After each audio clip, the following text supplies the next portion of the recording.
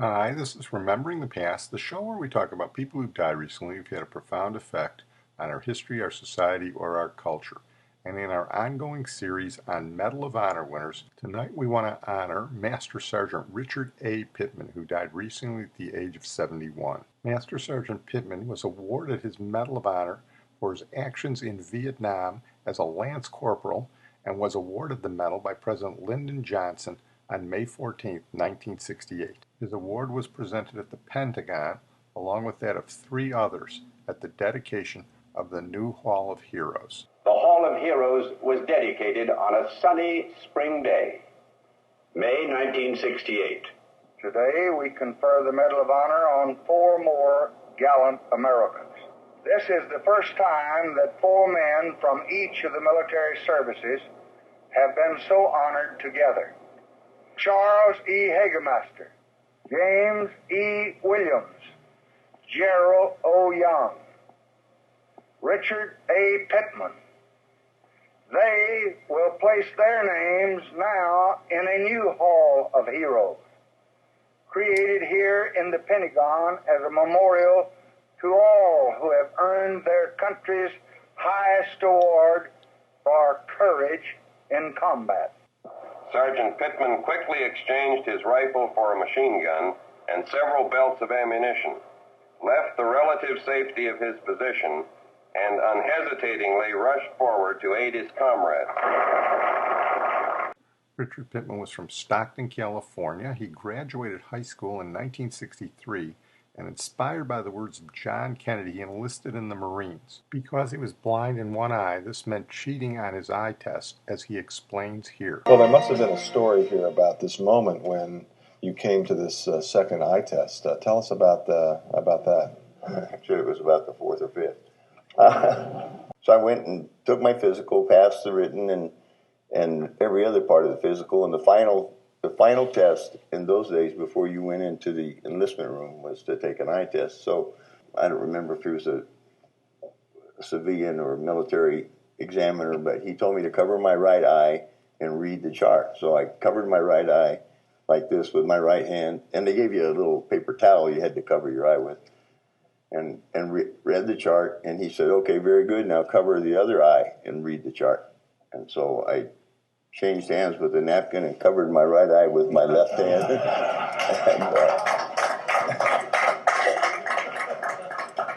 And it worked. That worked, yeah. And that's when the trouble began. In 1966, he volunteered for the infantry in Vietnam. And let's make a brief segue to talk about what was going on in Vietnam in 1966. Although there had been some American troops in Vietnam before 1964, the action could be thought to have started with the Gulf of Tonkin Resolution in August of 1964. For the first year of the war, the United States was primarily fighting the Viet Cong, the South Vietnamese Communist irregulars. Late in 1965, the escalation began as the North Vietnamese Regular Army started infiltrating large numbers of troops from North Vietnam into South Vietnam. The first pitched battle between the American military and the North Vietnamese regulars was the Battle of the Ia Drang Valley in November of 1965. We talked about that before.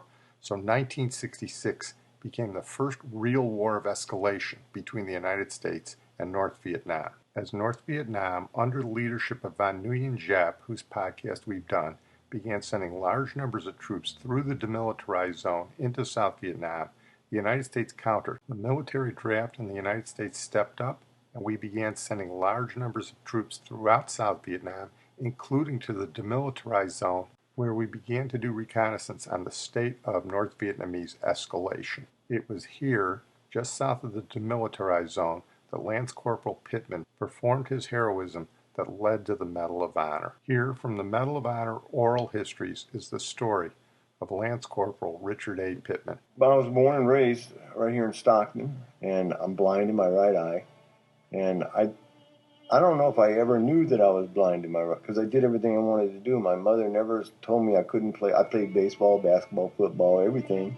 I mean, I could run, pitch, hit, When I heard President Kennedy's inaugural speech, when I heard him say, that's not what your country can do for you, but what you can do for your country, that was motivating to me because it made sense.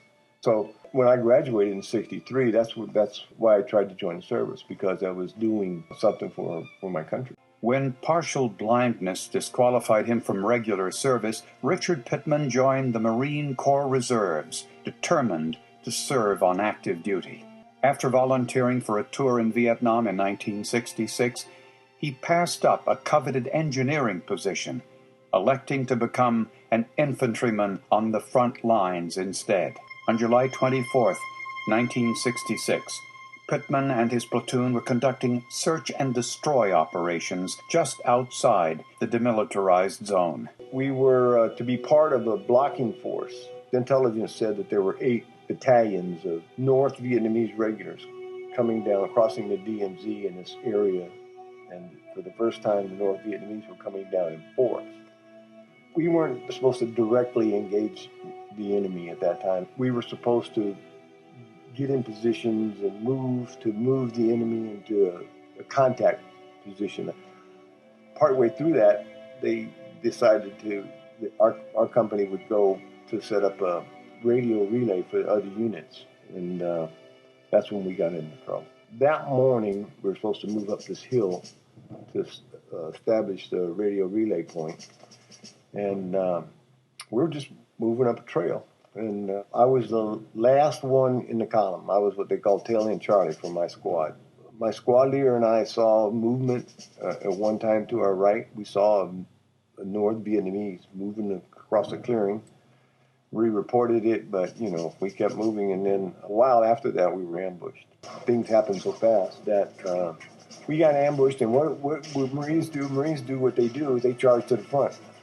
That's the last thing you want to do in an ambush, because you're all going to, it's like closing an accordion, you're all going to end up in a kill zone or a casualty zone or whatever, but that's what we did.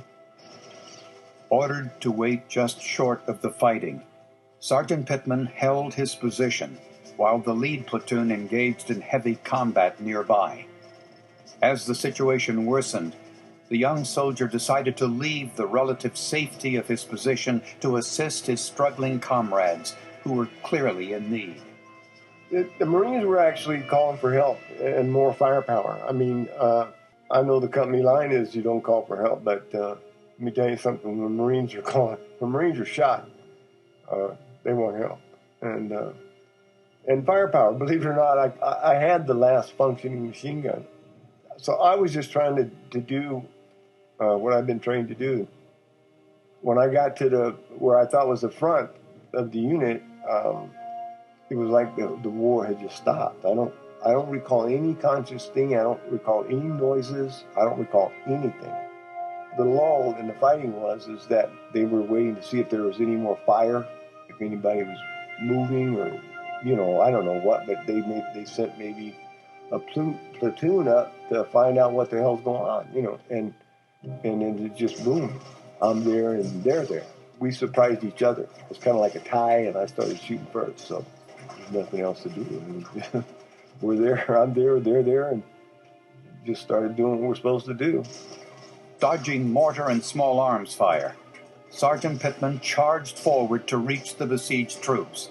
Confronted with a sudden frontal attack by nearly 36 enemy troops, Pittman established a position and opened up with a withering barrage of machine gun fire, exhausting 3 weapons and hurling his last grenade at the retreating enemy.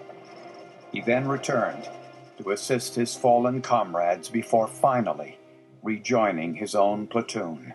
I didn't have any other goal in mind other than to just, help my fellow Marines.